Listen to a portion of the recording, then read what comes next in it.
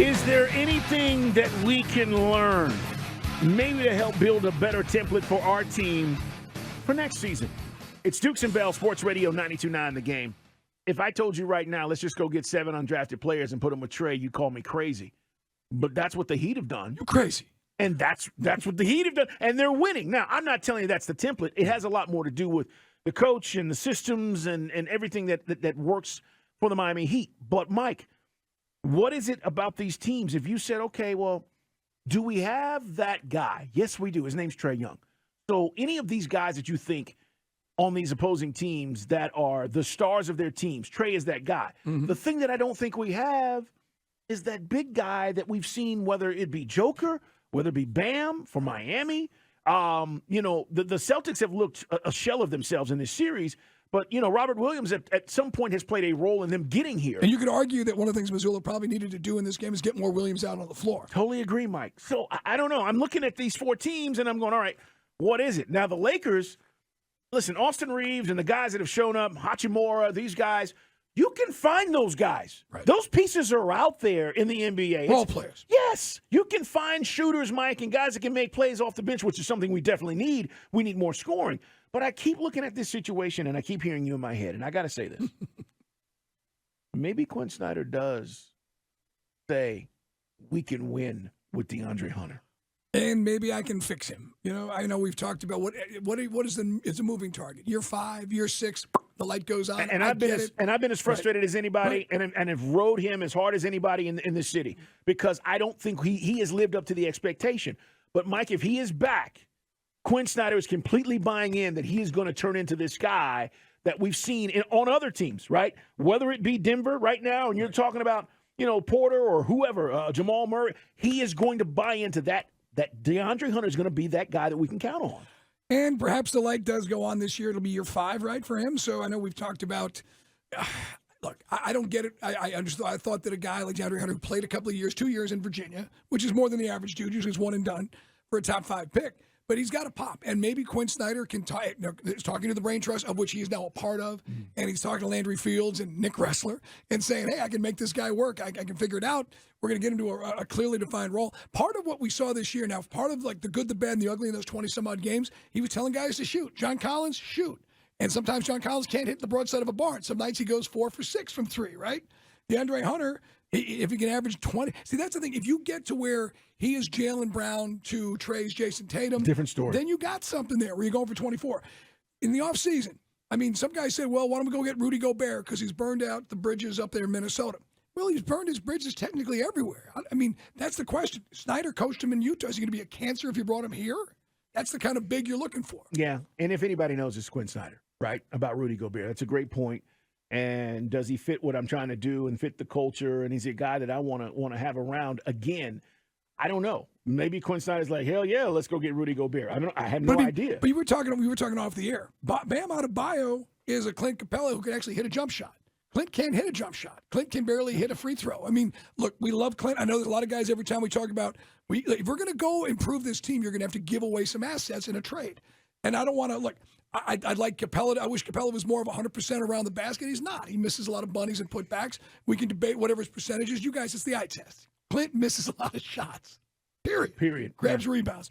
But Adebayo is a guy who can stretch the floor and do the dirty work inside. Is DeJounte a legitimate 2, Mike? Is he a solid 2 when you talk about what we gave up to get him? How about this? Chalk it up to crazy, strange dynamic, never really got to where we thought it was going to go under Nate. And perhaps there was some friction there. It doesn't seem like him. Seems like him and Trae were definitely on the same page at the end of the season. End of the season, yeah. And then also with a full. See, I know it's almost like the Falcons conversation. We're selling hope. We're selling the glasses half full. But you are kind of selling that Quinn Snyder's going to have a totally different approach with these guys. Well, you got to make a decision as we talk about the Hawks, and this relates to where the NBA playoffs are, and then we're watching the Eastern Conference and Western Conference Finals, guys. Listen, Denver's 1 win away. The Heat are 1 win away. It should be a Heat Nuggets final. Okay, it should be.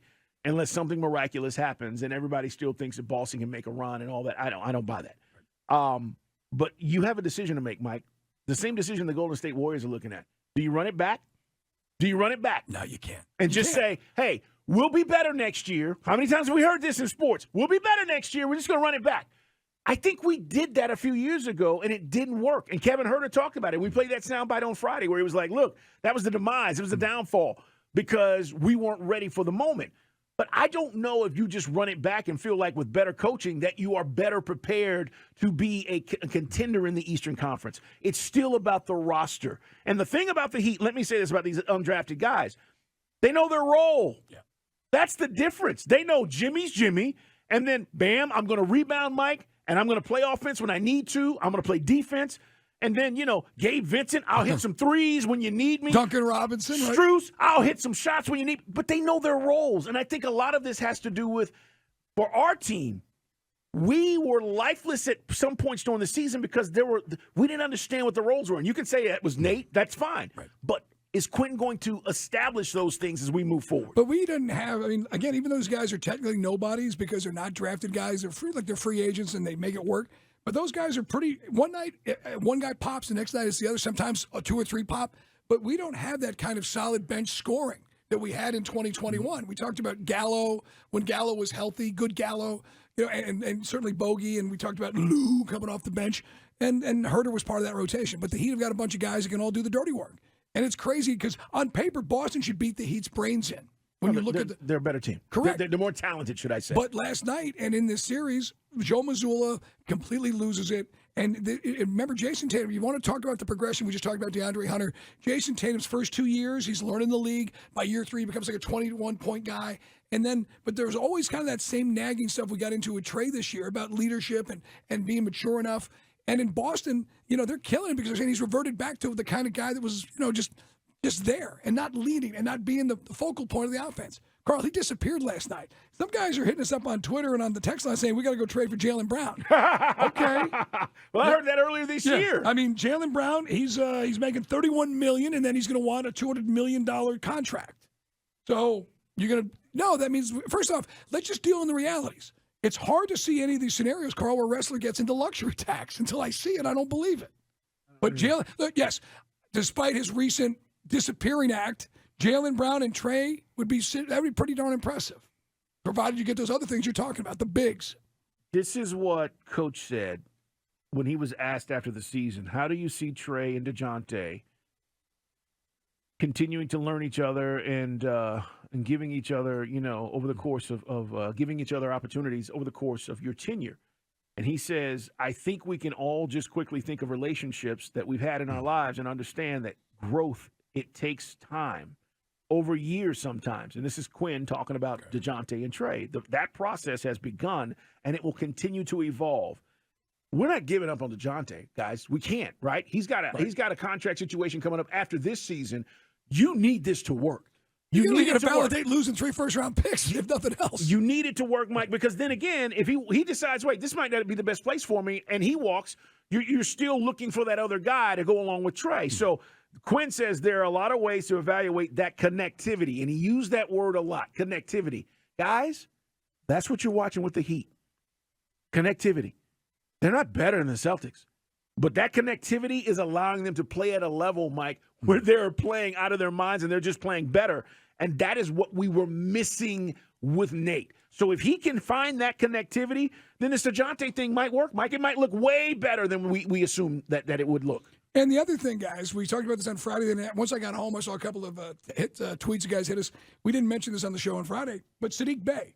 Sadiq Bey's only in his 4th year in the NBA. True. And you see, if you sat courtside this year at State Farm, you see the size and the athleticism, and sometimes he gets on a real hot streak, and he can hit the outside shot, but he's real streaky. So that's another guy. If Sadiq Bey can there's a reason why the Pistons moved on from him. He's too inconsistent. Can you get the consistency out of Sadiq Bey under Quinn Snyder? Same things we're saying about DeAndre. Quinn Snyder was saying the question is, how does DJ make our team better? How does DJ make Trae better? How does Trae make DeAndre better? You go down the list of these things, that's the crucial part. And obviously, those two guys, in part because they have the ball in their hands, they're easily to identify, and their partnership.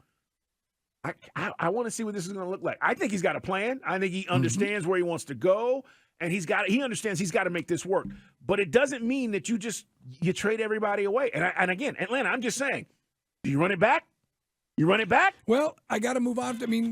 With a better coach. Yeah, I just think John Collins doesn't fit. I'll say it again, and I'm sorry if this offends John Collins fans. He just doesn't fit.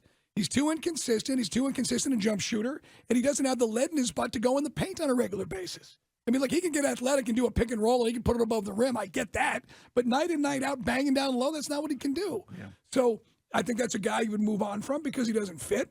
And then, we've talked about this a million times. You just laid it out there. DeJounte and Trae. Is this going to continue? Are they going to? Is it going to just? Is the way the season ended? It was kind of like Trae was the.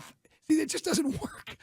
That's why Schlenk didn't sign off on this deal. It didn't work like it was supposed to. What do you guys think? 404-726-0929. You can hit us Not up. ready to go. Thank you, Nate. 404-726-0929. And let us know. I just think you look at these playoffs, and Mike, you know this. Leagues are copycats. Teams see how things are working, and they go, well, this is why I said this a couple of weeks ago, or maybe it was last week. Do we need 3 superstars? Because it used to be, you got to go get 3 superstars. Right. And then you see what the Nuggets are doing. Nuggets don't have 3 superstars. They're young. They're talented, but they got a bunch of shooters around a guy in the middle who can do it all. That's similar to an old school kind of team.